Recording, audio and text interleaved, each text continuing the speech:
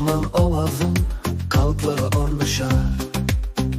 Sana arzuyu uchun zahmat chekdi. Parijda modan qatnashib arzuna yetdi.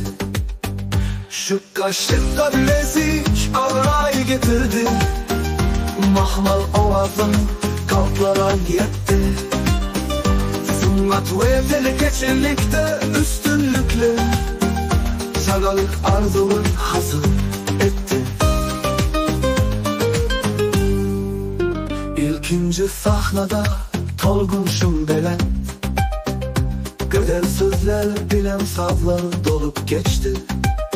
Dinleyiciler senin ovazında can taplar. Züleyha bu ses halkın içinde yanlan yar. Şu kaşıkta bilezik avray getirdi. Mahmal ovazın kalplara yetti. Hem sunlat hem tenekecilikte üstünlükle sagalık arzulun hasıl etti.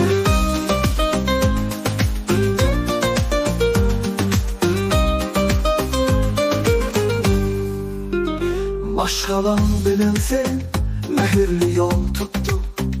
Dikinçilik öğünde ehli arzuna yettim. Tehlikecilikte sen, ben entlikte kaldım. Abray üstünlük durmuş da ornunu taptım.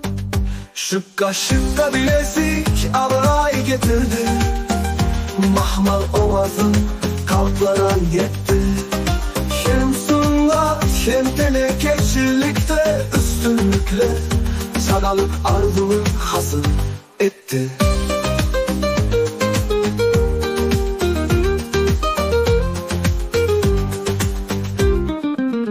İlkinci sahnada tolgunşum belen, güzel sözler bilen sazlar dolup geçti. Dinleyiciler senin ovazında can tapar. Züleyha bu ses halkın içinde yanlan yar. Şu kaşıkta bilezik avray getirdi. Mahmal ovazın kalplara yetti. Hem sunlat hem tenekecilikte üstünlükle sagalık arzulun hasıl etti.